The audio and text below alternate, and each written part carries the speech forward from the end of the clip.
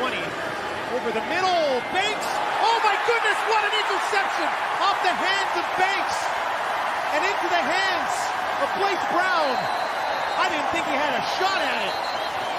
And he went and got it after Banks couldn't haul it in, and another turnover for Mazzoli in this offense.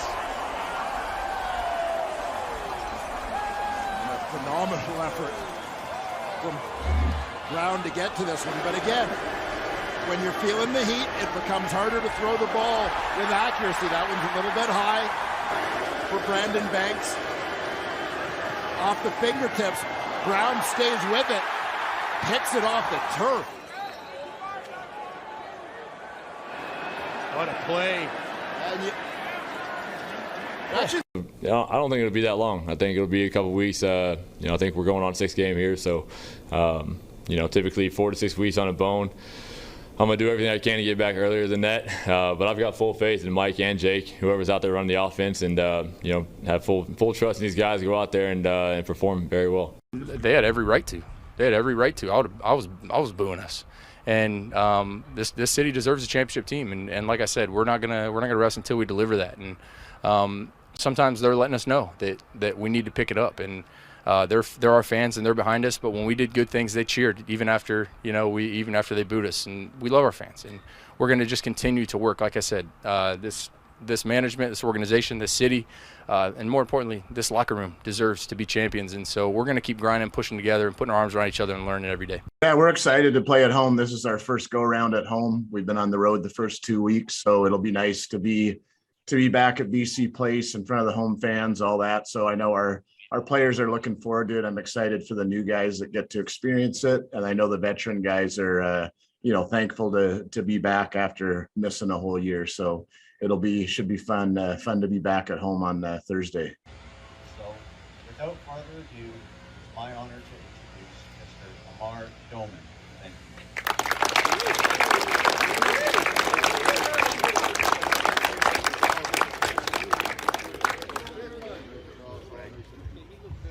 Thank Thank you for the kind words, Rick and Grant. Good morning, everybody. This is a very proud day for myself and my family. It's great to see everybody out here today on a nice day. This has come together. It's taken a long time. And I'm just going to say a few words, and we're sure to get into some Q&A here in a little bit. But Mr. Commissioner, ladies and gentlemen, players, staff, and members of the press, it is my honor to be here today. I would like to thank the many dedicated people who have, through their hard work and commitment, persevered through the last few years. As a longtime fan of our Lions, I congratulate their efforts and applaud their achievements. A very special thanks goes out to David Braley, to his estate, led by Grant, whom have been nothing short of first class to work with.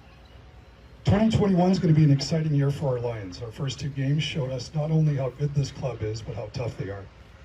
Tomorrow night will be our first home game since 2019, 656 days since we last played before home fans. It will be the largest opening of any event in British Columbia in over a year. Throughout the league, our fans have embraced our return to play and our long-standing CFL traditions. Since our inaugural game in 1953, our club has won a remarkable 6 Grey Cups, and I look forward to many more victories and representing the West in Hamilton this year. Football ownership is a responsibility at a very high level. It's about giving back, community involvement, and developing skill sets for our young people, and of course having a winning attitude all the way through the organization. As you may already know, Vancouver Coastal Health will be operating a vaccine clinic before the game, and our fans who already have tickets will be able to get a vaccine shot and free tickets to a future game. Let's get after the Elks tomorrow night, give them a hard time as we welcome them back to BC. We're going to have a lot of fans in there.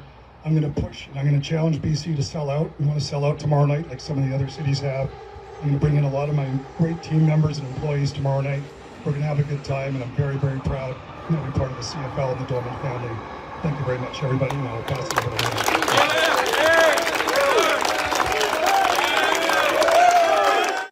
All right, what is up, my friends from Canada and the United States of America? This is Mark Perry, editor of CFL News Hub, and welcome to another edition of the CFL News Hub show, a weekly recap of the Canadian Football League. So on the show, before we get to that, if you want to be, well, first, On this week's show, we got week 2 in the books, and we're ready for week 3. We run through my picks, fantasy, latest news, injuries, TV ratings, and more, plus some of the video that you just saw there, plus your social media stuff, as well as our own Josh Davis talking to the ELF's Barcelona Dragon offensive coordinator. That's right. He got a little interview in there. There are fans interested in what's going on in the ELF. We'll get into that in a second.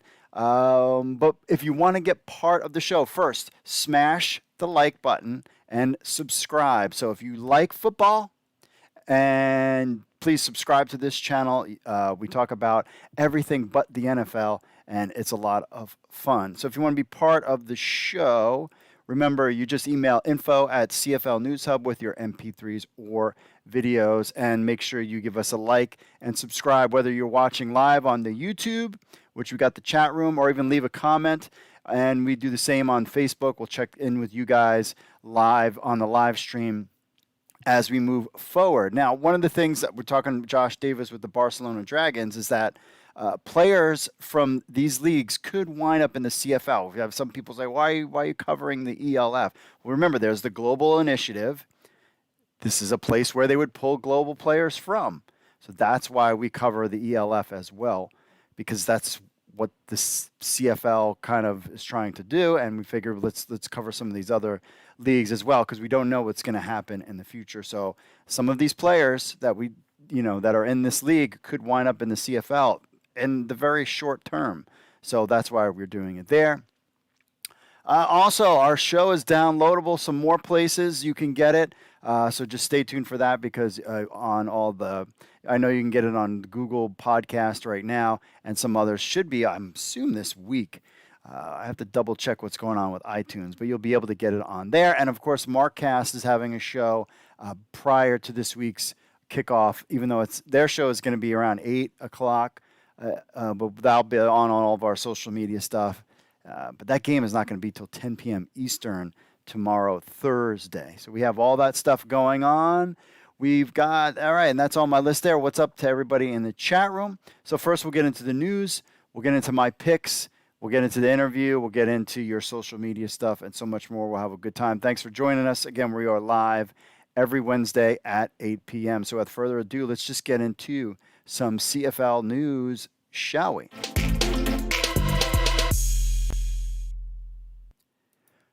First up on the news, and you heard Bo Levi Mitchell just talk about it. He is out 6 games with a broken fibula. So that didn't start out well. Again, the Calgary Stampeders have not been playing very well. The injury occurred in the Week 1 loss to the Toronto Argonauts. So he was playing with a broken leg, the broken damn neck, as Kurt Angle used to say. So in last week's loss to BC, Mitchell played the whole game with the injury that resulted in the worst game of his career with 4 interceptions. So he said he had a bone break, played through the whole game, then he'll be gone. Put him on a 6th game, and hopefully he'll be a fast healer. That's what Dave Dickerson said. So he is out. He tried to power through it, and that is that. So during the news conference, it's going to be Michael O'Connor is going to be the starter from what we hear. But we'll, especially when it comes to CFL, who's going to play quarterback. But it seems like that's what it's going to be. Confirm that in the chat. But I believe that O'Connor is going to be the guy that's going to play for the Stampeders this week. In other news, Toronto Argonauts officially named Nick Arbuckle their starting quarterback for Week 3. We'll get into my fantasy picks later and how badly the Argos quarterback situation, especially McLeod Bethel Thompson, did. So Arbuckle will get the start. He did not look very great either when he was playing, so that's a big change at quarterback as well. Some other player news. The Blue Bombers released Cam Meredith and signed Kevin Brown. Cam Meredith made a name. He was a high draft pick in the NFL. Played with the Bears and the Saints and Patriots. And he signed with Winnipeg. He was on the practice squad, but he didn't really do much. So he was let go. We will see if he gets picked up by another team during the season. And finally, we have the BC Lions, as you also heard, from their new owner.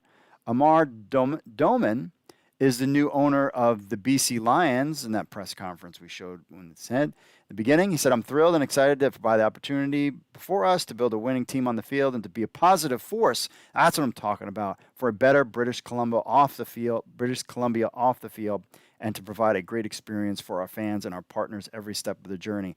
I like that.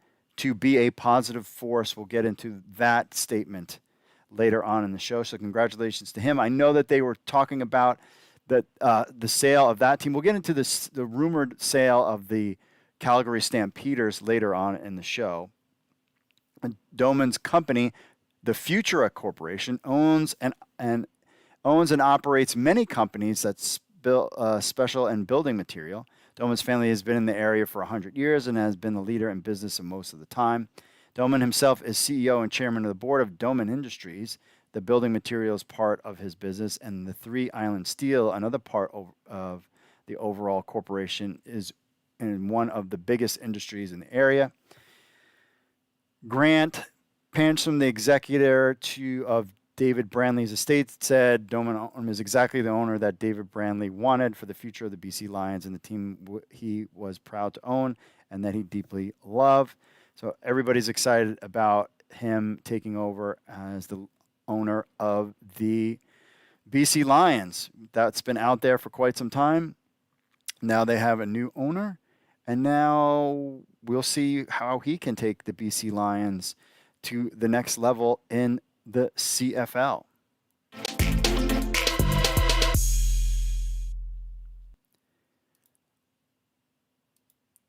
All right, let's get into some recap of this past week 2. Top performers, speaking of the BC Lions, Michael Riley, Jonathan Woodward, and Cody Fajardo were named the CFL top performers this past week. Michael Riley, the BC Lions, was able to earn their first victory of the season after a stellar outing from the quarterback in Calgary on Thursday night. Riley passed for 342 yards, completing 26 of 33 pass attempts, and scored a touchdown in BC's 15-9 win over Calgary at McMahon Stadium. The BC offense came out firing out of the gate, with Riley finishing the opening drive with 231 passing yards, and he played really well. Brian Burnham, 121 yards, and Lucky Whitehead, 108 yards, surpassed the 100-yard mark in the game. In total, 7 different players caught passes for the Lions. Despite nursing an injury, Riley is second in the league in passing with 545 yards and has completed 75% of his passes through 2 games. The defensive line, another guy who got a top performer was Jonathan Woodward, the Saskatchewan Roughriders. In his second career game in the CFL, Jonathan Woodward scored a hat trick of sacks in Saskatchewan's 30-8 victory over the visiting Hamilton Tiger Cats. Yeah, I'm not too excited feeling about Hamilton. Roughriders, though, that could be the team. In the second quarter, Woodward recorded a sack and forced fumble, which was recovered by A.C. Leonard. Very next play, Fajardo connected with Mitchell Picton to give the Roughriders a 16-8 lead. Woodward, 2 other sacks came in the third quarter, and in total, his sacks accumulated 21 yards lost. He also had 2 tackles in the game. Now, Woodward now leads the league with 3 sacks, and of course, Cody Fajardo. We'll get into him in the fantasy world aspect of that. He was also a top performer on Saturday night. It's win. 2019 Most Outstanding Player finalist on his efficiency all around. He was 17 of 25 for 222 and 66 yards and 3 touchdowns, 2 passing, 1 rushing. So there's the breakdown here. Top performers leaderboard. Abdul Kahani. Where's week 2? Oh, gotcha. I think this might be a mistake. Oh no, that's just the points leaderboard. Oh, gotcha. He was the top performer last week. Michael Riley is week 2. So they have the little rank here about who could potentially be the top performer of the year, I guess. Oh, Fans' Choice of the Week. Brady Oliveira won the week 1 Fans' Choice and collected 10 bonus points. So, yeah, they have that little, you can tweet, retweet who you think should be, and so that will get Fans' Choice points. So, pretty cool there. In the TV ratings aspect of the CFL this past week, with them back up and running in full swing, and judging by the TV, this is from our man Mike Mitchell, and judging by the league's TV ratings thus far, particularly in Canada, the CFL is on an upward swing. After a nearly 2-year layoff, Canadian viewers have welcomed their league back with open arms. Before diving into this past week's CFL ratings as a reference point, quick look at how the CFL performed on the TV ratings for its opening week. So opening week, you got 683,000 for the home opener. Then you had 764,000 for Friday's game and 300,000 in both Saturday's game, an average of 526. Opening on ESPN, opening week, they drew 61,000 viewers. The game registered a 0.02 and the key 18 to 49 demo. Finished 173rd in cable. The CFL's reach number for the opening game was 846,000. That is the figure of the number of viewers who sampled the product for at least 2 minutes, and so on and so forth. So let's get to week 2 games. The Thursday night telecast on TSN of the BC Lions Calgary Stampeders averaged 522,000 viewers, so 522 versus 683. The Blue Bombers Toronto Argonauts did a strong number. That game averaged 609,000 versus 764, which was the most watched game between those two teams since 2014. And the Saturday games between the Alouettes and Elks averaged 496 TSN viewers. However, as an aside, across TNN and Redu des Sports, the Montreal-Edmonton game attracted an average audience of 691,000 viewers, an increase of 26% compared to Montreal's 2019 opener, also against Edmonton. And Saturday's Week 2 finale between the Tiger Cats and the Rough Riders attracted 671,000 viewers, a higher audience than their 2 games in 2026. So that last game actually did really well, I think, because Saskatchewan Rough Riders look good and they draw well. So there are the numbers there. So some of it was up, still positive. Things are moving in the right direction. Things moving up. In the TV ratings, we'll see how that fluctuates as time goes on.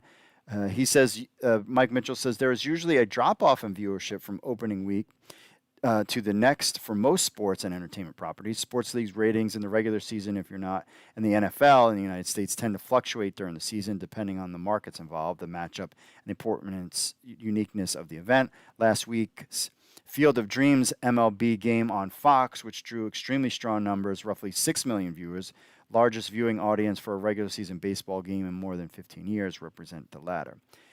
ESPN News ratings. In Week 1, the CFL aired games in Canada and on the TSN network, and ESPN2 and ESPN Plus for fans in the United States. In Week 2, there was only one game available outside of ESPN Plus on the ESPN's linear networks. The Week 2 finale at 10 p.m. Eastern on Saturday featured, of course, the Tiger Cats and Rough Riders, aired on ESPN News because ESPN News is no longer a rated network. They couldn't really tell you what's going on there. In Week 3, there will be we'll get to those games. There'll be 2 ESPN2 games. The first coming Thursday at 10 p.m. The problem is at 4 p.m. when the Argonauts host the Blue Bombers for their home opener. The rest of the weekly schedule, of course, will air on ESPN Plus there. So there is your recap from our man Mike Mitchell when it comes to the TV. Some other news, the CFL Fantasy Football from our man Rod Villagomez, talking about the week's highest scorer, of course. Number 1 is Cody Fajardo. We went through his numbers, 2 TDs, 7 carries, 66 yards for a touchdown. He did great with CFL Fantasy at 29.5 points and Draftkings 29.45. He played well. Nick Dimsky, who was somebody that Rod picked in Week 1 who did well, is still doing well with Darvin Adams missing again against the Argos. He saw 9 targets, and that's something to keep in mind. Last week, he accumulated 70 yards. This week, he had 68 and a touchdown. Helps. He got 21 points there in fantasy. And then John White of the Argos, 12 carries, 111 yards and a touchdowns, 3 catches for 80 yards. He got a 20 in the fantasy league. So those are the guys that did well. And of course, the Rough Riders defense, 6 sacks, 2 interceptions, 2 fumble recoveries, 8 points allowed. That got you 18 fantasy points as well. Those are some big name guys in the fantasy last week. So let's get into the power rankings from our own Matt Lyons. Let me think of what you think about this. Make sure you smash the like button and subscribe and leave us a comment. What do you think about these power rankings from Matt Lyons? He goes, number 1, Winnipeg Blue Bombers. Totally agree with there. Number 2, Saskatchewan Roughriders. Absolutely. I think that's right there. 3, Montreal Alouettes. I'm totally with them there. Last week they were 5. 4, the Toronto Argonauts. Not sure if I agree with that one. The quarterback play was not great. BC Lions are moved up to 5. Definitely I would have I would have these two flip-flop, 4 and 5. Hamilton Tiger Cats that were supposed to be the team down to 6. They were 3 last week. Stampeders at 7. I agree with that. Ottawa Red Blacks I might move up. No, Ottawa Red Blacks at 8. That's a tough. I don't know. Yeah, I would agree with that. And then Edmonton Elks at the bottom of the list, trying to change their culture and everything. In at number 9. I kind of, aside from flip-flopping the BC Lions, I think the BC Lions is a team to beat. I would have BC Lions at 4 at this point. But this is going to be an interesting week to see what's going on in the CFL, because this is really going to, I think, begin to separate the pack with everything, with all these teams, and who's going to be players and who ain't going to be players. So this week, we got week 3 in the CFL. Let's take a look at the schedule. We've got, again, we just talked about that Thursday 10 p.m. game, Edmonton at BC. That's going to be the game. If BC can come out and crush Edmonton, then Edmonton is going to be down in the dumps for the season. Montreal at Calgary. Stampeders, I think Montreal's got that one. That's a Friday at 9:30 p.m. Eastern as well. I might be able to, I think I'll be around to watch that game. Then Saturday, you got 2 Saturday games, Winnipeg at Toronto, and the Ottawa Red Blacks at the Rough Riders is your 7 p.m. Eastern game there. So we begin the week, let's see here. Those are the times. So you got the Edmonton at BC will be on TSN and ESPN2. Montreal at Calgary. All these games will be on TSN, but in the States, it'll be on ESPN Plus. Montreal at Calgary. Winnipeg at Toronto will be at ESPN2. Ottawa at Saskatchewan will be at ESPN Plus. I'll be out in the town Saturday, so I'm going to have to try to check some of those games on the phone. Through 8 games, 5 games have been comeback victories. Every team that has committed less turnovers has won the game. 7 of 8 teams who have won this year have had the better average starting positions on their drives. Home and visiting teams have each won 4 games so far this season, and interlocking games, East versus West. Each division has 3 wins and 3 losses. 4 games have been decided in the final 3 minutes, which is fantastic, and there's been 212,313 fans have attended games. That was something that no one was really too keen, that thought that was going to be happening with everything going on leading up to the season as well. So that's what you'll have going on in week 3 of the CFL season. So let's now get into some fantasy picks, shall we?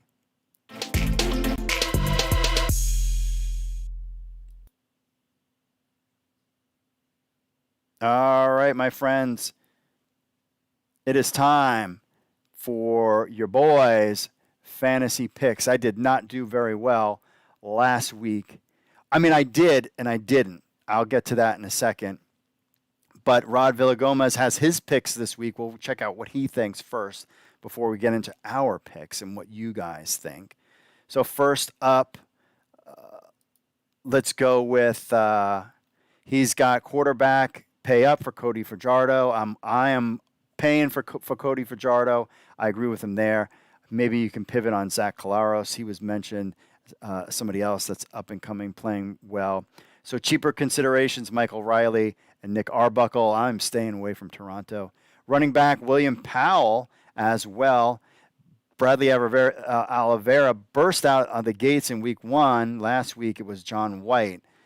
I'm not really sure where, but he's got William Powell as a guy to go for. Wide receiver, pay up for Kenny Lawler, Winnipeg Blue Bombers. With Darvin Adams out of the lineup, Lawler has stepped up quite nicely for the Bombers. Last week against the Argos, he was 1 yard shy of hitting a 100-yard bonus, which would have made him much better for DraftKings purposes. He also cheaper considering Darvin Adams, Mike Jones, and Greg Ellingson. Those are his picks there. So my picks, my friends, is, let's go with the fantasy stuff. So last week, I didn't do that great. Let's see. Did it show me? Let me see if I can find my results. And we'll see what's up in the, here we go, view results. Oh, current week. Can you look at last week's Borowski's? Weekly points. Oh, season. Oh, okay. Here we go. So last week I had, it's cut off. It's cut off. It's also cut off. All right. Last week I got 72 points. And, I did better. The first week I got 61 points. And then last week I got 72 points. What killed me was McLeod Bethel Thompson with 2 points. I was pushing in. I thought that he was going to be, awesome. And then, of course, I went with Brady Oliveira, and he did nothing. He got 5 points. But Kadeem Carey got 10. Ricky Collins Jr., who also had a good week. I was going a lot of Toronto guys.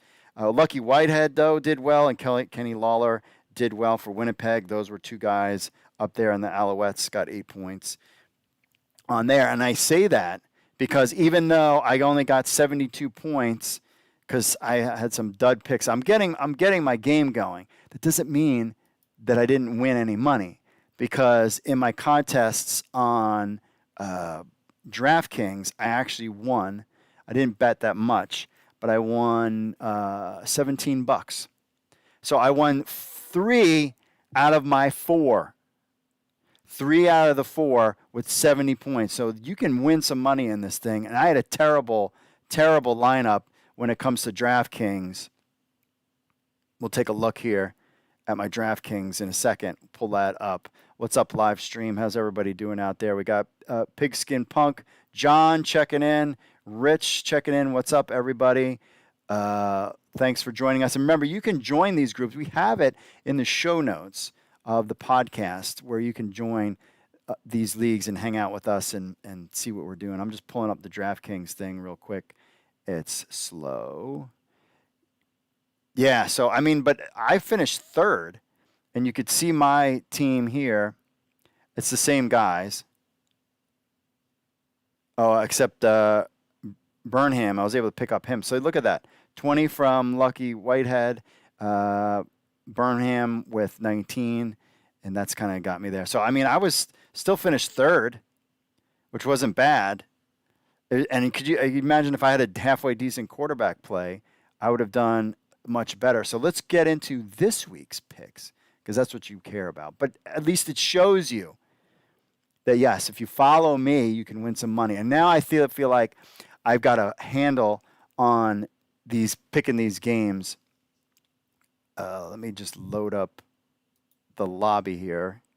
But first, let's get into before we get into the fantasy. Well, no, we'll get into the fantasy stuff first. Let's go to manage my team and who we picking this week. Now, I haven't messed around with the salary cap thing. What you can use your dollar bonuses. I haven't done that yet. Maybe because I'm not there yet. I'm not killing it. So as far as quarterbacks go and who you should pick, I think you have to go with Cody Fajardo until otherwise noted. Maybe you can do Vernon Adams, Zach Caleros. Now you're talking. I agree with all of these guys up here, but Cody has been playing so well that you have to go with Fajardo. So I was spending extra money on other players, and I'm like, Fajardo, I'm going with him all the way until otherwise noted. I'm not trying to play with these other guys and see what happens here. At running back, William Powell, again, you're paying a lot up front. John White did good. Kadeem Carey, you're talking about not having his main quarterback in there. He's going to get some carries and some catches out of the backfield. Brady Oliveira didn't really do anything, so I'm going with Kadeem again against Montreal, even though Montreal is a good team. I mean, you could do some other kind of lower pick, but let's see what kind of money we got left over after that. All right, so as far as I always like to go and just pick the defense, Rough Riders against Ottawa. I think Ottawa is good. Winnipeg Blue Bombers, Toronto. I think that could be a close game. I mean, I'm going with whoever's going to play against Edmonton. So I'm going with the BC Lions. And I think the BC Lions are very underrated. So I'm going with the BC Lions as defense. Plus, it'll save me some money. Wide receiver guys. I mean, I've got to go with, Lucky Whitehead has been my guy. And he's been playing great all season long. So I'm going to go with him. Darvin Adams is out. So you have to go with with Kenny Lawler for Winnipeg. Oh, wait. Let's see here. I mean, got to stay away. Are you going to pay Kamar Jordan at Calgary $10,000? Absolutely not. Kieran Moore.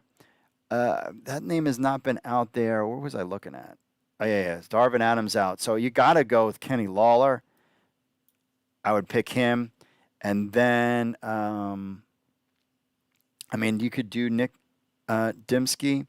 But you want to go with that 1-2 punch at Saskatchewan. So, Moore, let's see what his stats were over his game log.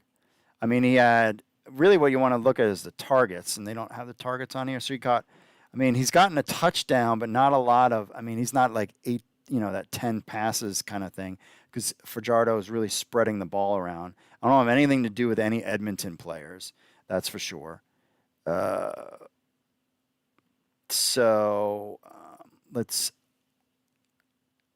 And I don't want to have, I guess we'll go with him. That's kind of a big spend. Well, let's see what we got at running back. Oh, I don't have that much salary left. I barely have any salary left. Let's see here. So at running back, who can we go for? Oh, we're going to have to mess around with this a little bit. We'll have to go somebody on the cheap. I really want to stay away from Calgary. I'm not really feeling any of these guys, but I'm trying to go on the cheap. Let's take a look at what some guys he said that you might be able to get on the cheap. Shaq Cooper, Kadeem Carey, and Tim Flanders. We might have to go with what he was saying with this Tim Flanders. Where's he? Is he up here? Oh, he's up here. Ottawa. I'll go with Tim Flanders there. I do not have enough money. What's this bonus? Oh, bonus. Oh, I can add 1,500. I'm not going to do that just yet. So that means I have to get rid of somebody. Is it Lucky Whitehead or Kenny Lawler?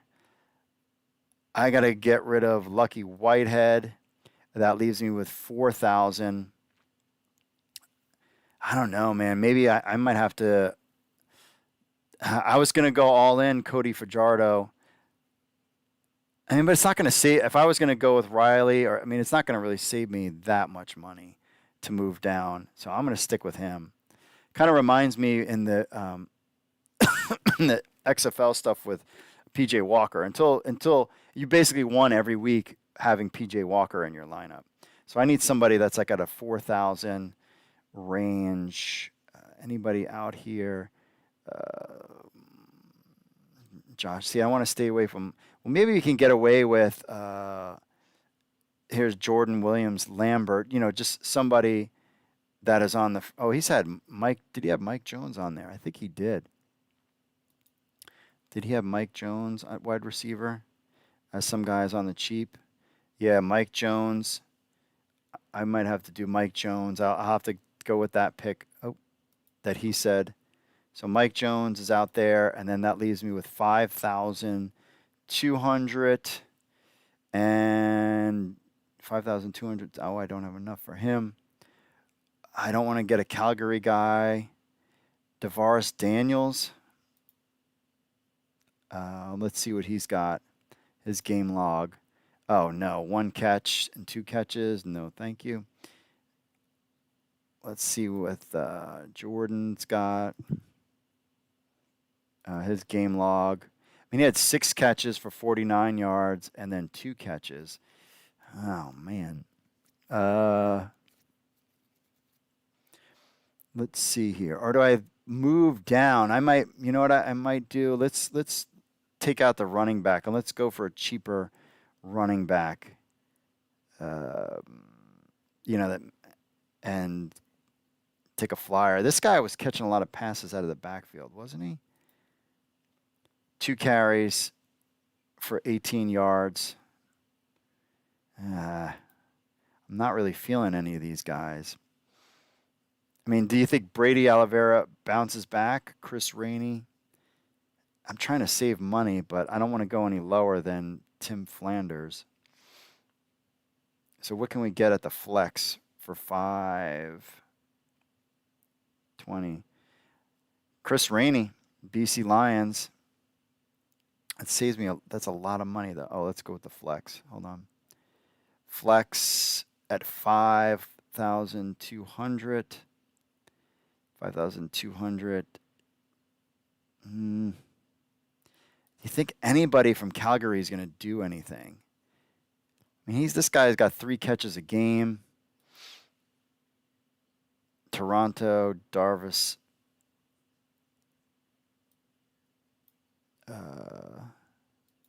Not really feeling him either. We'll go with Marquette Ambles, though I'm not super feeling it. So that's your lineup this week. Cody Fajardo, we got to go with him. Kadeem Carey, Calgary, because I think he'll got a lot of yards. Unless I ditch Carey for somebody else. But then who am I going to really get? Let's see. Hold on a second. If I wanted to go with a flex, is there anybody that's like in that 5,000 range that I might? No. I do like Lamar Durant. He's had some good, 5 targets a game. He's bound to break one, but then he's 6,000. If I did him, yeah, I know I'm over, and got rid of Kadeem. Oh, wait. Lamar Durant. And then at running back, that left me with 4,500. Who can I get at running back for 4,500? Chris Rain. I could get Bradley Oliveira. All right, let's go with him. Maybe he can have a bounce back game. This way I was able to at least move up a little bit with Lamar Durant.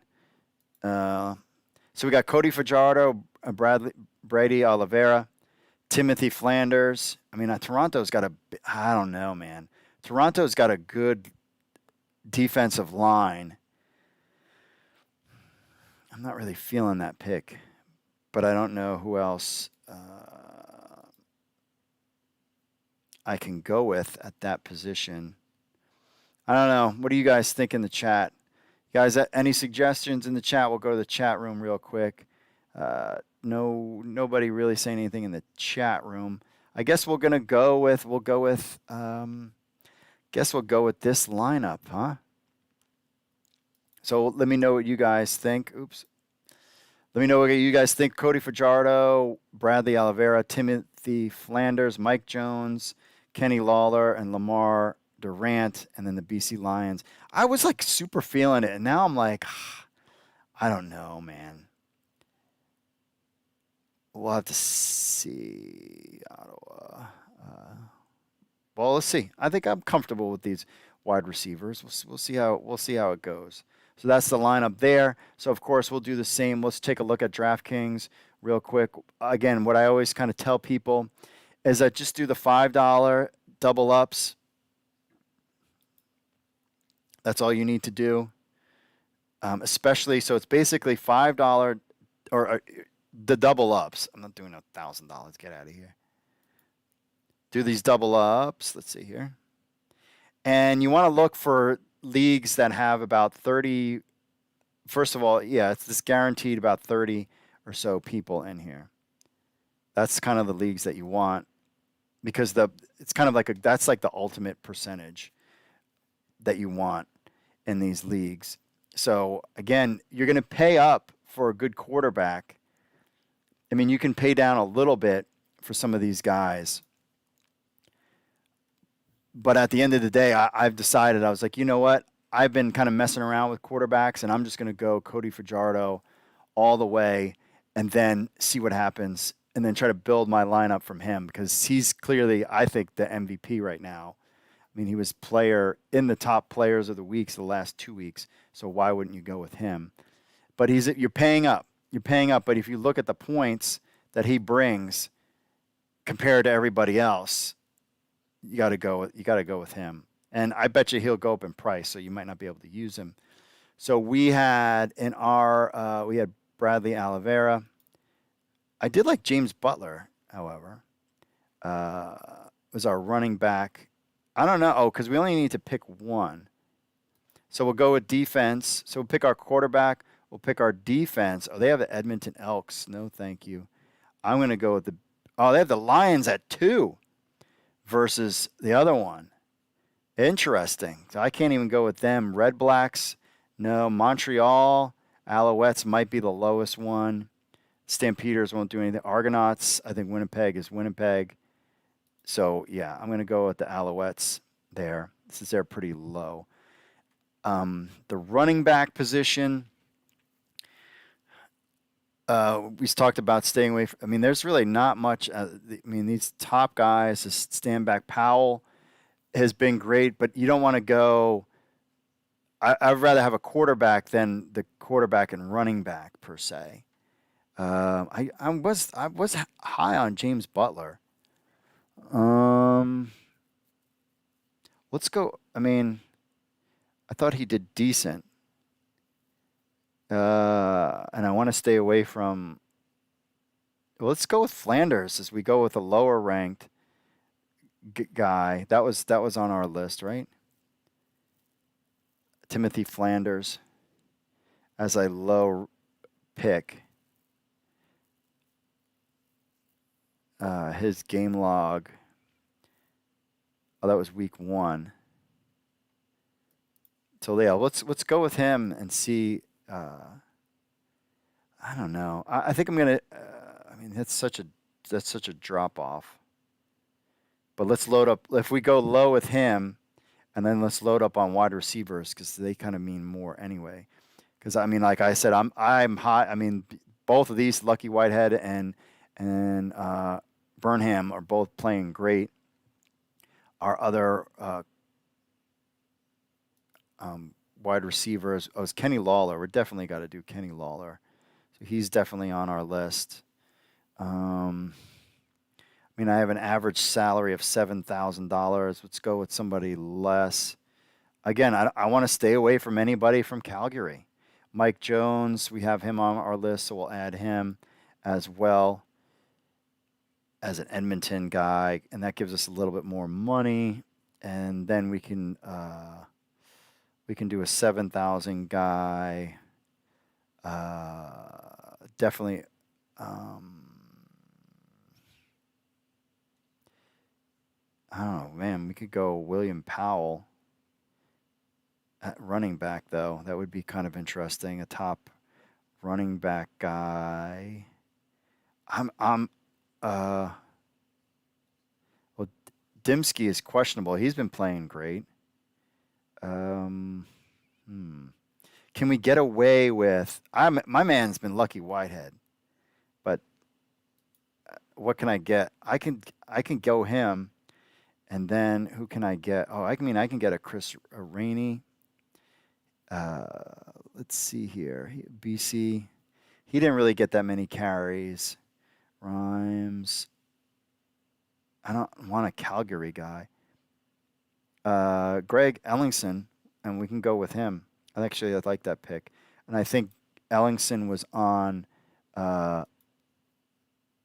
his list, on Rod's list. So that's my lineup: Cody Fajardo, Tim Flanders, Kenny Lawler, Mike Jones, Lucky Whitehead, Greg Ellingston, and then the Alouettes defense. Lock it in, my friends. Do you have anything to say there in chat about my lineup?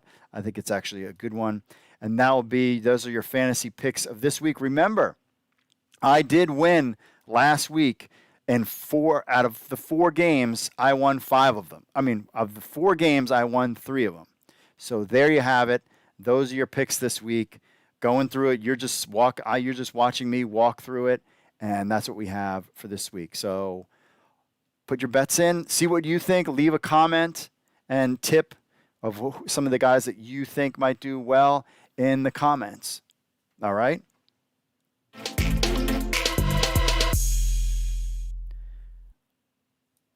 All right, so we know this week's schedule. We got the Thursday game, Edmonton and BC, Montreal, Calgary, Winnipeg, Toronto, and Ottawa, Saskatchewan. So how did your boy do last week in the picks is what you're asking as far as games go for the week 2. Well, last week's scores, BC Lions beat Calgary 15-9. And so I've split. So I was 2-2 last week. Where's my little sheet? I have a little cheat sheet somewhere. I wrote it down. So I was 2-2 last week. Let's see here. 2-2 last week. Where is my piece of paper? Oh, I got it. I'll put it in my nice little cool book that I got. So I was 2-2 last week. And let's see how I did this week. I'm trying to find the front of this dang thing. Okay. So I was 2-2 in week 1. In week 2, and let's see, week 2,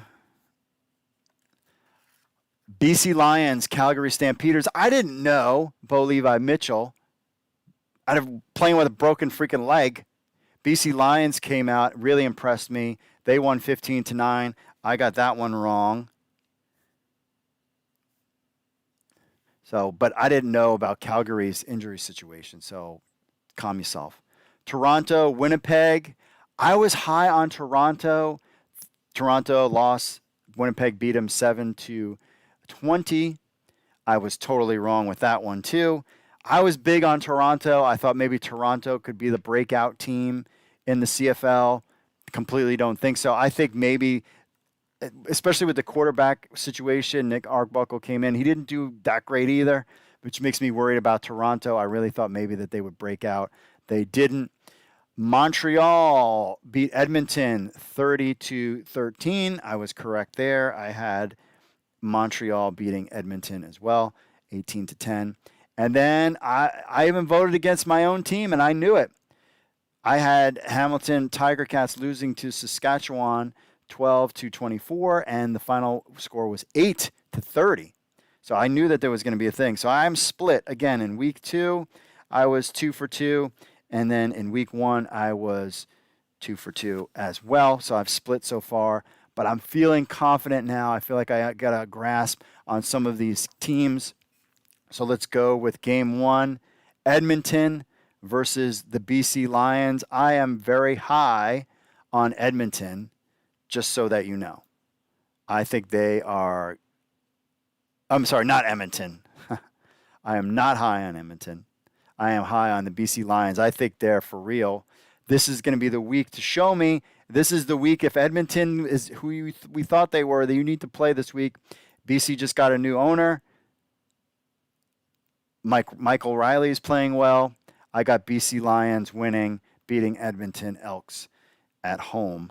And game 1. Game 2, Montreal Alouettes, Calgary Stampeders. This one's easy. Without Bo Levi Mitchell, they have no chance. Montreal Alouettes, who I think is a top-tier team, 28-9. I got the picks in that one. Week 3, Winnipeg versus Toronto. Again, I'm not sold on the Toronto quarterback situation. Winnipeg is the champs, and they've been playing like it 24/7. I got Winnipeg over Toronto. And then the final game, Game 4, Ottawa Redblacks, Saskatchewan Roughriders. Ottawa is a dark horse pick. This would be my upset special pick, but I just think Saskatchewan and Cody Fajardo are just on fire, and I think that they're the team to beat. This would be the game if Ottawa shows up and this game is close, then Ottawa definitely moves up the ranking. I thought Ottawa would be terrible. We will see what kind of Ottawa shows up, but I can't go against Cody Fajardo. I got Ottawa losing to Saskatchewan 12-24. So again, my scoring recap for this week, week 3 in the CFL, I've got the BC Lions beating Edmonton. I've got Montreal beating Calgary. I got Winnipeg beating Toronto and Saskatchewan beating Ottawa. The only upset special that could potentially happen in these picks would be Ottawa. My upset could be Ottawa as the way things are going right now versus Saskatchewan. I don't know why, just kind of a hunch about Ottawa. But again, I'm always like rooting for the underdog to win. But these are the picks. Lock them, take them to your bookie. Make sure you do it responsibly, my friends. And that's my picks for this week. Let me know what your picks are in the comments. And good luck in week 3. All right, we'll be back. We got an interview. We've got Josh Davis's interview, and we have your social media stuff right after this. Stay tuned, my friends. Here's what you missed last week on the Markcast. It's our big preview show. We're rolling this out right before the game that starts about 6:30 p.m. So we appreciate you joining us, getting you ready for the game. Reed is in majestic Hawaii right now. The reflection of the pool behind his window with a no smoking sign over his shoulder. Reed, how's it going out there? Aloha, Paul. How are you doing today? I'm doing good. I'm doing great now that I've got everything figured out technically over here, because we did a live show last week and Reed's on vacation this week. So I'm having a little bit, I'm doing a little bit more of the work than I normally do. So I'm just trying to make sure everything is okay, because Reed has some tremendous case of OCD. So I don't want to I don't want to screw anything up. Yeah, Paul's piloting the ship today. Paul's going to upload the video to YouTube. This is definitely more of the background I was hoping for when I talked with Dave Naylor at 5 a.m. It was a little bit of a black hole when we did that. Overall, I thought the ratings were decent. I thought the attendance was great. We'll see where it is.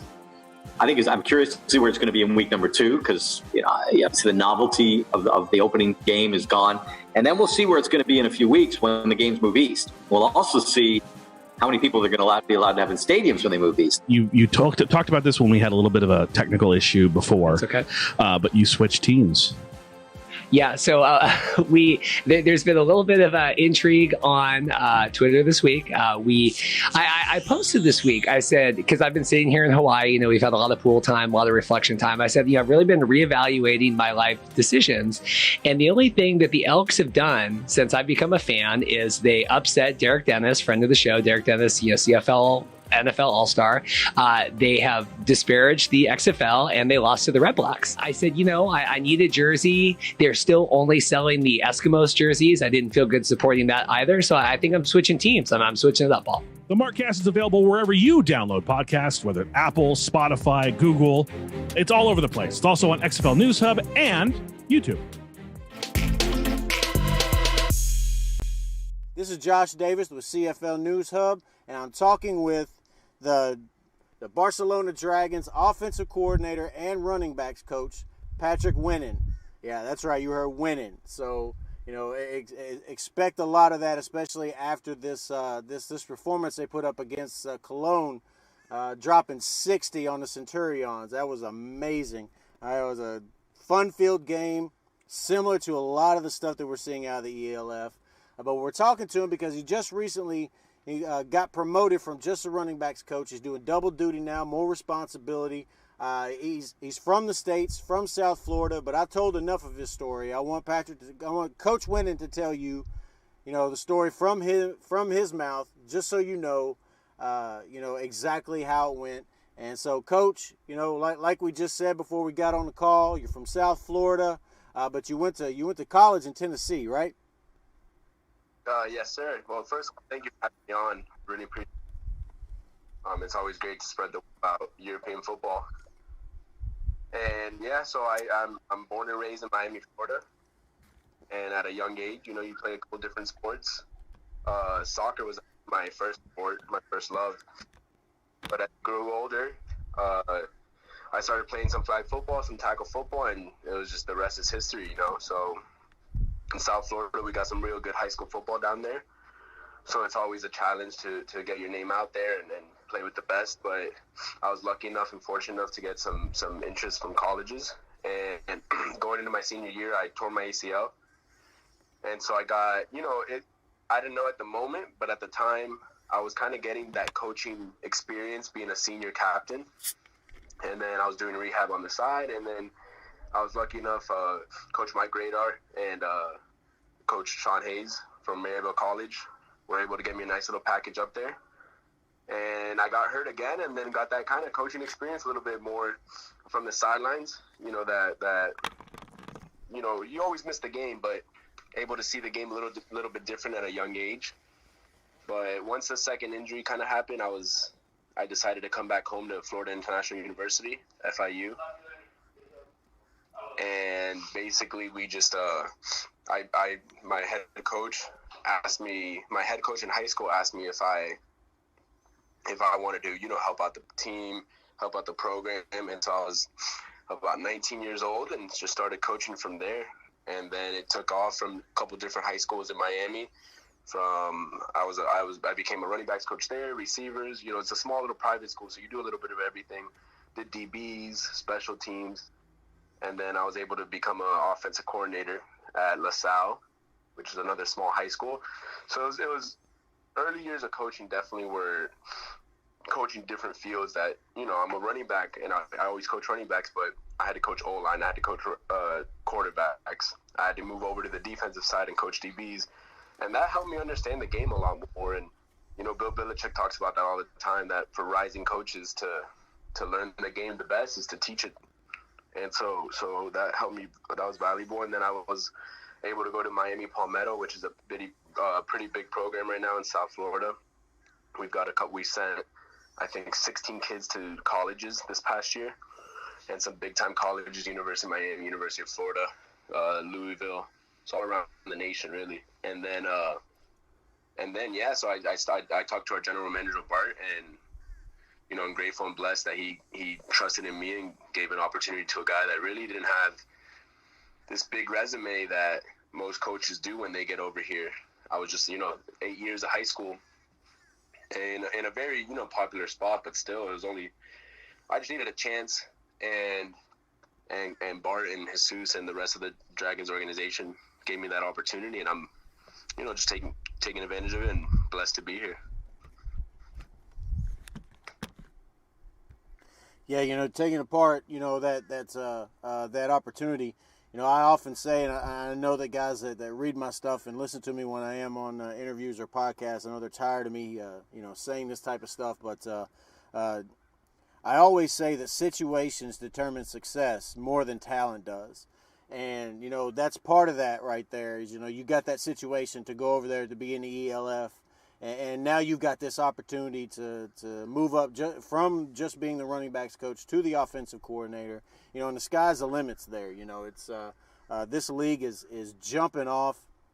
Everybody in our circle and everybody that's that follows me and my friends, they're all loving everything that we're talking. Not everybody's able to afford all the packages, but they're loving what they're seeing. The league is outstanding. It's an outstanding product for us to watch. I can't imagine what it's like to be a part of it on the field. But you said it was a jump, and obviously it is, and I'm sure that it's a bit of a culture shock to go to be international. But what's the biggest thing that you can tell that's different, other than maybe the age difference? Obviously, you're closer to the age of these guys, but what's the biggest thing that's different from coaching even big time high school to being in the ELF? I think the biggest difference that I had to get used to, not adjusted to more than anything, was the attention to detail. In high school, a lot of coaches, we have different jobs, and then we just meet up at 2:30, 3 o'clock, kind of talk about it throughout the day and then get to practice. But here, we're in the office at 9 a.m. crunching film and setting up game plans and practice scripts, and it's a whole day thing. It's not let's get to the stadium at 3 o'clock and practice at 30. It's let's get our film right. Let's get the players right. And so to me, that was probably the biggest, adjustment period. But once we got into the arena things, I was able to learn a lot. Yeah, this league seems like it is a very high-level professional football league, which is, exactly what we thought it was going to be. You've got to have that kind of attention to detail if you want to succeed. I also say a lot that there's 2 C's to be successful in football, and that's consistency and continuity. You don't get either one of those if you're not in it, immersed in it, the whole time. So, my next question is, you've got a lot of guys on that team that's that could have opportunities in the NFL or anywhere else. But what's it like coaching with Zach Edwards and Jean Constant? Oh, they're great. They came in here and took that leadership role, and they're awesome to work with. We have a good relationship with both of them, and I think a lot of Coach, what I like to do is talk to them about what they like. Never want to put my players in positions where they're uncomfortable. So we'll sit around. They probably get really annoyed by me, but we'll be sitting around and I'll text them, hey, what do you think about this? What do you think about that? What we're thinking, can we do this? Can we not do this? How can we adjust to you? Because the worst thing in the world is to force the plays on your players. They gotta feel the plays. So if you can grow as a team together, it's what we're doing. It's what we're doing in Barcelona as an organization. We're all growing together slowly. We're young. We've got a lot of young kids and guys that are just learning the game. But it's slowly growing, and we still got a long ways to go. But it was Saturday was an exciting day for the entire organization, but those two have really stepped up and been huge to what we want to do here, and they show what it means to be a Dragon. They're good kids. They work their butts off and they stay out of trouble, and they're always leading and helping anyone they can. So I really couldn't. Honestly, it might sound cliche, but I wouldn't be here without them, without any of the guys on the team. They make the plays. We just put them in position. Yeah, and that's what great coaches do. You can go into something with a game plan, but you've got to match it to your players, and that's what the great coaches do. There was even in basketball. Like I said before we got on the call, I'm from Kentucky, and Coach Cal was known for the dribble drive offense. Well, when he didn't input that in his first season, people were like, well, what are you doing? He's like, well, my guys can't do it, so why am I going to have them do it if my guys can't do it? I'm going to put them in their best position. And that's, you mentioned Belichick before, that's what you do. You got to play to the strength of your players. Now, Edwards and Constant are American guys. What are some of the international players? Because that's something that I want to do. I want to focus on a little bit. Is some of the international guys that you've got on your team, some of the homegrown guys that are standing out to you that you want to talk about here? Yeah, well, for sure, we have our French receiver Remy Bertolin, yes, number 4, who's been incredible for us, and he's a little older than some of the guys. He's 26, I think, or 27, so he's got that veteran leadership to him. And he pays attention to detail. His route running is, it's always on spot on. He knows how important it is. And then we have Mario Flores, another one who's been around a couple different teams in Europe.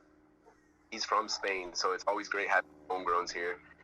And then our running backs, Adrian Jimenez and Tony Monton, are both 2 guys that have really stepped up in that role and have been able to catch the ball, run the ball, and block. That's crucial for a running back.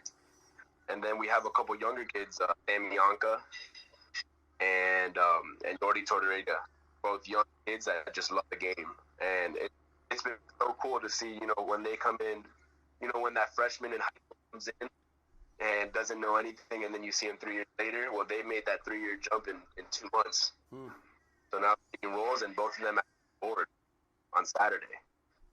So it's been cool to see all these kids grow, and they love the game, you know. I couldn't have asked for a better team that just wants to be around football, wants to learn.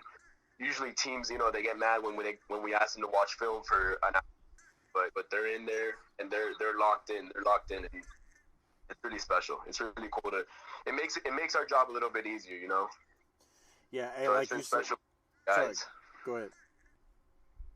But no, like you said, soccer was my first love when it came to sports, and I caught a little bit of the coaching bug when it came to that. But one of the things that I would always start practicing is fundamentals. You know, and I coached U16, U14, and U16, and these guys are like, we know how to do this. We know. I was like, I don't care. I don't care. You're going to start out with fundamentals. You're going to touch the ball. You're going to pass it crisp. You're going to start this practice out with fundamentals. Well, we had no record. Our team didn't exist the year before my first year coaching. We won state. So there you go. You got to do things that might be out of the ordinary for some guys, and especially, you know, it's a former NFL quarterback, Dan Orlovsky. He tweeted out the other day, he said, you know, in order for me to be able to do my job, I've got to do things that I don't want to do. And in order for you to be able to do your job at a different position, you're going to have to do things that you don't want to do. And it's those guys that end up getting to that point, like you were talking about, being that veteran that can help teach the young kids. So, you know, it's a great thing, and I love to hear your story. I'm glad that you chose to speak with us today, Coach. Yeah, of course. No, I always talk ball is always fun. You know, it's been exciting. You hit the point. It's all about fundamentals and getting things right and put it the right way. And that takes time. That takes time to you know, grow the mentality, grow the attitude, and you know, kind of teach it from day one. So it's honestly, I'm grateful and blessed and thankful that this organization trusts me. You know, now it's just putting the players in the right position. Yes, sir, man, and it's exciting to see. Like I said, I've watched every game so far, and I've loved it all. The league is everything I thought it was going to be, and a little bit more. So I'm really excited to see what's coming next. So, like I said, I appreciate you talking with us.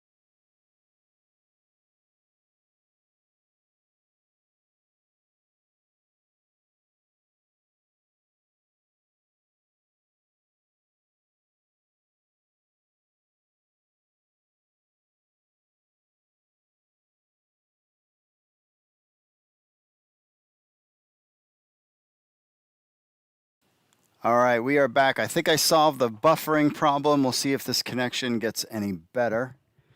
All right, let's get into some of that social media stuff. But first, I want to say what's up to everybody in the chat room. Pigskin Punk says, I like this guy. He's good for the league. He's talking about the BC Lions head coach. John says, the Zen Master comment on the Calgary Stampeders' future. We shall see. The Stampeders, we are not dead yet.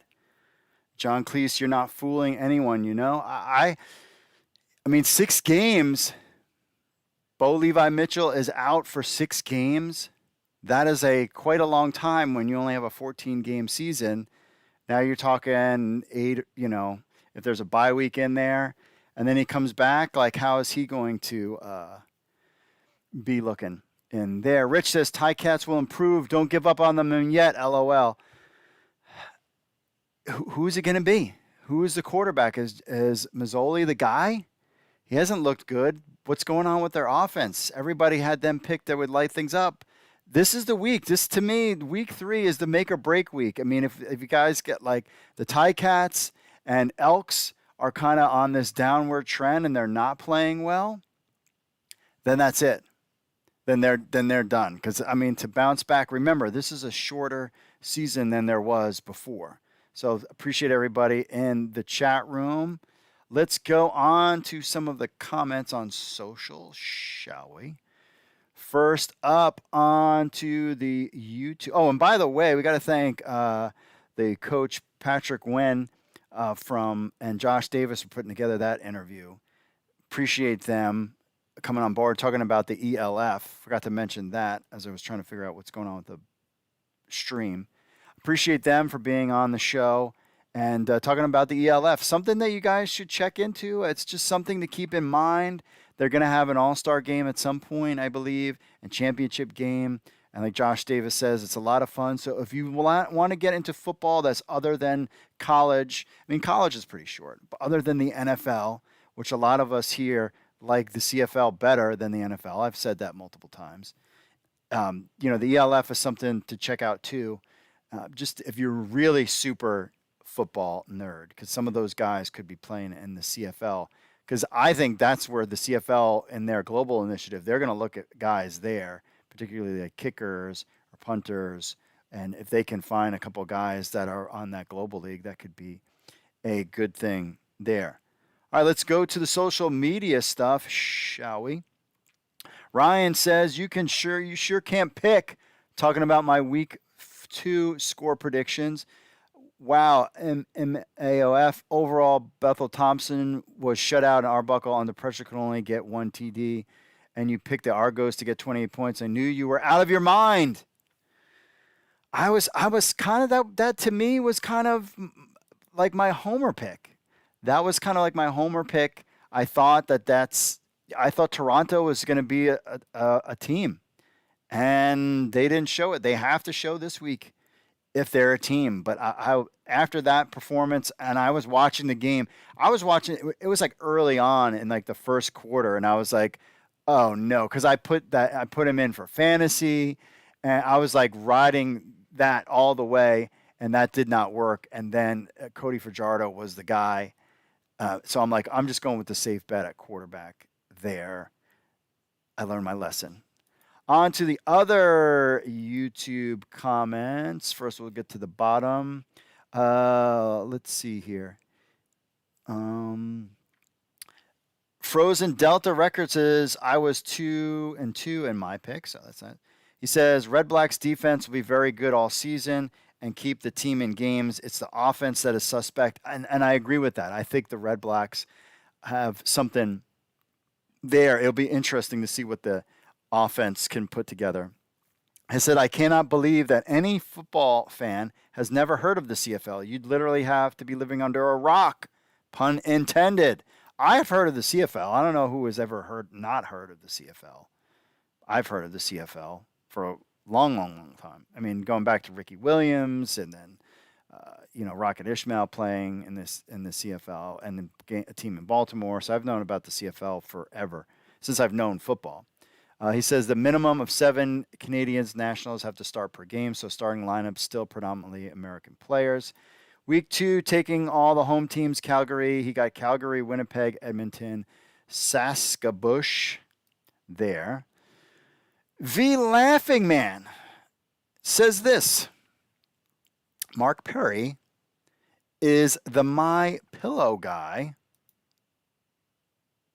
of football. Everything he hears about the CFL, he is able to turn into an XFL conspiracy theory. Okay. The other XFL podcasters have been hinted as much on their shows. What will you do when the USFL starts up? Not everything is proof that the XFL is coming back. I don't know who you're listening to, or maybe you've got the wrong guy, but I have said I am very leery at this point. I'm not sure the XFL is coming back, and I've said that on my podcast as early as this week. This week I said it. And I've given a couple timetables also over the past couple of weeks when it comes to the XFL, that if we don't get if they don't get a CFO in August and they're not doing any kind of new merch or anything, I threw a new one out here that apparently the Washington football team, one of their names is Defenders. So if Washington football team becomes the DC Defenders, clearly the XFL is done, because they own that. So that being out there too has me concerned. So I'm not really sure what you're talking about. If you want to stop being a joke, provide some original content like the Canadian podcasters and your fellow XFL podcasters put out each week. I'm not really sure. I'm not a joke. Actually, I have some of the best views going on there. So the Laughing Man seems a little bit uptight. It's not that serious, my friend. We're just having a good time. When I do conspiracies, they're all tongue-in-cheek for fun. And to compare me to the My Pillow guy, It sounds like you must be somebody who loves to watch news all the time. It's not that serious, bud. Relax, okay? Delta Frozen Records is on the pick'ems. Why aren't you picking total score? That's just too much work, picking total score. And I do pick them in the game, but I don't go to do the total score thing. I totally missed on doing the other. I screwed that up, and then I went back and picked the total score from those pick'em games. I didn't understand how that works. V Laughing Man back again. He says, you claim you're a fan, but then talk down to Canadians and dismiss our game. When did I ever do that? Are we a joke to you? No? You are a joke. People who troll on the internet are a joke. And when I make fun of people that I did in the past on my other show, on XFL News Hub, XFL Week in Review, I was making fun of trolls, not Canadians. So I don't know what you're talking about, and I don't know why people say I make fun of Canadians. Show me a clip, and I'll show you, A, that I was just joking, and B, that I was making a voice, making fun of the troll person. I have gone back and listened to your XFL shows just to make sure I'm not jumping to conclusion. Guess what? You are who all my fellow Canadian friends think you are. I don't even know who you are. The Laughing Man needs to relax. Now, probably what he's referring to is when I was doing voices of guys trolling me, telling me all these negative things about the XFL. I was using a voice, and I was either using, hi, my name is V the Laughing Man. You claim that you're a fan, but then you talk to Canadians and dismiss our games. That's not making fun of Canadians. That's making fun of you. Or I use this voice. You claim that you're a fan, but then talk down to Canadians and dismiss our game. Again, that's not making fun of Canadians. That's making fun of you. It's not that serious. Relax. You are one of these people that are out there. That happens all the time. There's so many people that watch news or just needs to just have some kind of enemy and like get all worked up. And I look at these like Fox News, CNN, MSNBC people in the United States that just sit there and watch news every night. They watch all the news channels and then they want to get pissed off about stuff. Do yourself a favor. Stop watching the news. Don't be a Fox News fan or a CNN or MSNBC fan. I'm telling you, it's not good for you. And then they come on and they want to like argue and get upset. And you have hurt my, you have did this to my blah, blah, blah. And I'm so offended. You're offended. You waste your time on my stupid show talking about football. And you're so outraged. Oh, you poor thing, V the Laughing Man. But see, I feel sorry for people like you. And I feel sorry for your friends and families because if you're spending time writing stuff online, and granted, you're like the 1%. There's a lot of great people out there and a lot of great fans of this show and great fans of the CFL. But there is this like section of the CFL fan that does not want Americans to cover their game. So, and I put my name out there because I don't care. Like this guy, like I don't care. Lighten up, dude. It's not that serious. We're just having a good time. But there's some of you that are pissed off that we're in the space. But see, I've done this before. I've done this in the wrestling game. I've done this in the XFL game, and now I'm going to do it in the CFL game. You're not going to bully me out. I'm not going anywhere. And what we do is we have great writers. We put out fun shows. The Markcast is a fun show. This is a fun show. We're just having a good time because people don't want to hear, and they're tired of dealing with the grumpy man, people like that, who just get all bent out of shape about everything. I was joking. I was tongue-in-cheek. I do not hate Canadians. That is the dumbest thing, and it shows your lack of intelligence. And I don't know what you were listening to, but you don't know what you're talking about because I'll go back. Play me the clip that I was making fun of Canadians. And if I was clearly joking. I don't hate anybody. I feel sorry for people like you that I think you're just a broken soul that needs some loving in your life to loosen up a little bit. And I don't know what drugs you're on, if you're one of those people that, I don't know what your deal is, bro. So it's not that serious. Settle down. And I'm also from New York, and I have a little bit of a temper too that I try to chill, because this is what's more important to me than V the Laughing Man and what he thinks. Frozen Delta Records, I think they'll give Mazzoli 3 games. And he also says, good show. I thank you very much. Yeah, I think Mazzoli, 3 games. We'll see. I haven't heard anything about the starting lineups this week, but that's it on the YouTubes. On to the Facebooks. Brad says, fantastic, fresh face, and a family with passion that's lived in BC for over 100 years now. Very cool there. And Mike leaves us a post about lunch with him. So this is talking about the new owner of the BC Lions. Very excited to get some new blood in the CFL. Curious, though, if I'm going to go I wonder what he would think with this merger talk.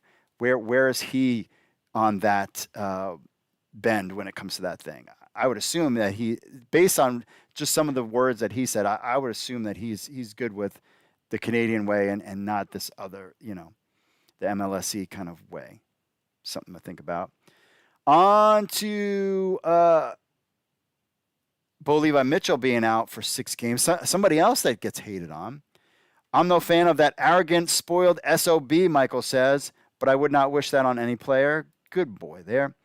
Piram says Tim Tebow is available. Yeah, and Tim Tebow is not playing in the CFL. Guess their season is done. Mike, I'm kind of with Mike. I think their season is done without him. There was already suspect in the Stampeders team to begin with, and to lose him, the face of the franchise, the face that runs the place, is just a tough blow. Tough blow for Calgary, because really having a strong Calgary team would be good for the CFL. On the CFL, PA elects new player representatives. Dallas said, how's Jacob Ruby the alternate for Montreal and Edmonton? He's not even on Montreal. I would assume that's a mistake, but I didn't even see that at all. On Blue Bombers releasing Cam Meredith, Warren says maybe the Rough Riders could look at Meredith as a receiver to bring in replace of Shaq. That's a possibility too. Some injuries going on out there. Have him on your bench. But clearly, the Blue Bombers weren't interested in him, but the Blue Bombers are on fire. I mean, who knows? Maybe he's just not into it. We don't know. Looking ahead to the Toronto Argonauts home opener against Winnipeg. Our man Mike Mitchell put this out. Harvey says, I laughed when TSN said that the Argos were blessed with two starting quarterbacks. Against Winnipeg, it looked like they had 0. That's what makes me worried. But see, TSN said that they had 2 good quarterbacks also. So it wasn't just me. And I was agreeing with that. Steve said, be great if they could pack the stands to watch the reigning Grey Cup champions play in their city. Dan says, Tycan fans here, I hope they have a decent crowd on hand. Me too. Walter says, let's go Bombers. Mike says, Bombers going 3-0 this weekend, so sorry to burst your bubble. I'm with you on that one. I'm feeling the same way, my friend. And on about Mitchell being out, Jim says, trade him to Hamilton. Both him and Mazzoli need a fresh start. Interesting. Could you imagine that? Robert says he needs time to pout and cry. Oh, my goodness. Be nice to Bo Levi Mitchell. There's some people love him. Some people hate him. Know all about that when it comes to Canadian fans. There. Let's check in real quick with our chat, our friends in the chats, what we got going on there. Rich says, I'm Canadian. I enjoy your show. Thank you, Rich. There's a lot of Canadians that enjoy our show. We're just here having a good time. It's not that serious. I said stuff. I talked trash on the other show, and now it's like a national emergency because people are just so wound up tight nowadays. And I get it. There's a lot of stressful things going on. You want to take it out on somebody and be like, but again, I've been down this path before. We've done this before where we're the outsiders coming in and people hate or whatever. Again, I've said this multiple times. Like, I don't hate Canadians. Where is this narrative coming from? And I'm here saying I don't, but it doesn't matter what I say. I could be like, I'm here doing a CFL podcast, planning to go to Canada to a football game or two, we should be knowing about if the borders are opening. That's, I believe, coming up in another week. You know, I'm covering the league. I'm putting all my money towards the CFL and promoting the CFL more than some of the CFL does, I would assume. But I hate Canada because just your logic makes no sense. On to some Twitter stuff. Pigskin Punk 13 says, talking about the ratings, those are decent numbers. I would say absolutely. I thought the ratings were pretty good, all things considered. I want to see, and everybody said this in the CFL world, that after Labor Day is when the interest in the CFL kicks in. I want to see that in the ratings. Absolutely. I want to see that there. Again, another one. So about Tim Tebow, and there was a bet. And then so here's another guy, CFL America, who needs to spend more time with his wife and then worrying about what I'm doing on the internet. I suspect the people over at XFL News Hub and CFL News Hub will start soon pushing the Tim Tebow to the XFL theory. And I just responded, no, because Tim Tebow is not going to the XFL or CFL. We've been down that path when you didn't know anything about the XFL early on. Now, Oliver Luck did talk to Tim Tebow at one point and asked him about joining the XFL, and he had no interest and wanted to do football or baseball, and he was with the Mets for a long time. He is not going to be there. And again, my conspiracy theory stuff is tongue-in-cheek. If you don't have a sense of humor, then just don't watch. I don't even know why you even bother. Go hang out with your family. Again, it's not that serious. But I guess maybe you're the same person. Again, same guy talking about, I don't even know, what is this tweet about?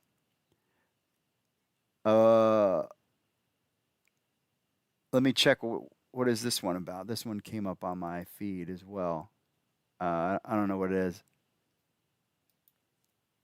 Maybe this was about, I don't know what this is. This guy loves me. I think he's got a crush on me. Again, talking about conspiracy theories right now. Tim McGee McToon says the province of Alberta. I think so, but so if you didn't hear about this one, on Rod Peterson's show, friend of the Markcast, and I enjoy Rod's show all the time. He talked about how there is a word about the Calgary Stampeders. And I'll cover this more on the XFL show because I want to focus on the CFL stuff here. But and we've heard this rumor too, that the Stampeders have a potential new owner, and that guy has ties with the CFL or the XFL. And then he threw out the name of the Rock. And I think that's very interesting, and there's a lot of things to that. And there's an article on XFL News Hub where I kind of break it down. But again, this guy, CFL America, has a crush on me, apparently, and rather talk about me than hang out with his wife and kids, I guess. But there's no conspiracy theory, and I will say it all the time, is just tongue-in-cheek. So relax. So Timothy says the province of Alberta and their governor would never go for it. The Canadian House of Reference would instantly push a bill forward to the President of Canada to stop this because they hate the XFL. Who knows? Who knows? But again, CFL America and this V laughter guy, you guys it's not that serious, man. I would really wish you would do something else with your time that's more productive than getting all blown out about when I say conspiracy theory, because I'm just having fun with it. Our main man, MG McD1, with some great pictures if you haven't seen his stuff. Don't wait for the Force to be with you. Be the Force. Argonauts. Be fantastic. That's right. He's got it right. Be fantastic. He's got great artwork. I love his artwork. So be fantastic. Be fantastic to each other. Be the force of good and positivity, just like the BC Lions said. But you have these people, and they're everywhere. I just think broken souls are everywhere, and they just want to get upset about stupid stuff. Like, if you legitimately get upset about me, I just question your priorities in life, because I'm not that serious. Joe _no_e says, is it too late to join your fantasy league? I'm set to sign up for another league on the same site. Yes, we will put out there more fantasy stuff out there. I'll post it out there for you guys to join it. Message me info@CFL News Hub if you want to do that too. And then, of course, another great picture from our man, MG McD1. Fantastic. Thanks to the fans that make it special. And it's got some cool, great artistry. I mean, he says he just throws his stuff together real quick, just doing it. Awesome stuff. And again, I don't know what these trolls, I mean, that's what they are saying. I have said also, but they don't believe me, that I enjoy the CFL. And I would rather go to a CFL game than an NFL game. And what I do like about the XFL and CFL is the pace, and it's not the NFL. And those are the two reasons. And I'm enjoying very much so the CFL. And that's why I'm covering it. And that's why I'll be covering it for quite a long time. There's long-term plans in the works for us covering CFL. So if you don't like my name being involved with the CFL, too bad. Hang out with your family, hang out with your kids, pick up a hobby, maybe play the violin. Stop worrying about my tongue-in-cheek jokes about conspiracy theories, because it's just funny, just throwing them out there. That's it. It's not that serious, my friends. All right, let's get to the chat room. And one more time, we'll thank for everybody, for John, Rich, Pigskin Punk checking in, Ryan checking in as well. Lock in those picks, my friends. Lock in those picks. And remember, smash the like button. Give us a follow, subscribe to our channel. Give us a like there on Facebook. We're live every Wednesday. Plus, you can download on Google apps for our show there. Give us a like on Facebook as well. Spread the word about the CFL. Again, our mission statement when it comes to the CFL is we are the American version. We are Americans covering the CFL, which no one was doing, and adding more content and spreading the word about the CFL, because it doesn't help your league. Just think about the NFL and think how many sites just cover one team. I mean, you have the major markets, then you have like the fan sites too. Mike Mitchell is involved with the Jets fan site. In the XFL world, there was basically 3 sites that were covering the XFL for the most part, and we were number 1 and did well. And in the CFL, not even like the hometown newspapers like of Toronto and some of these other places, there's podcasts, but no one's really covering the CFL. And if you want to spread the word about the CFL, you need to get more people involved. And a way to do that is to have more people covering it and talking about it. And it spreads the word. Now you have us out there this year going on Twitter and going on Facebook and getting new fans into our stuff and podcasts, live show you get from CFL News Hub and the Markcast. You can get a live show on Wednesday where I'm doing the fantasy picks, something that no one really talks about when it comes to CFL. And I think that's the funnest part, because that's the number one interaction that fans can have, because you have a vested interest. I have my Draftkings lineup up when I'm watching a game. I don't have Twitter, because the problem is with Twitter, and I was doing a lot of stuff on Twitter during games, but I stopped because I would know that there was a touchdown before it would happen on my screen. So Twitter is so instantaneous, I have to put it down.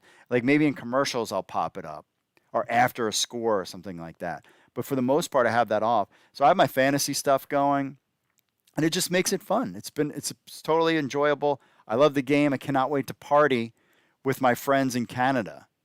Yeah, the people that I hate and make fun of, I want to go party with them and hang out and go to a football game and enjoy the Oskiwiwi, Oskiwawa.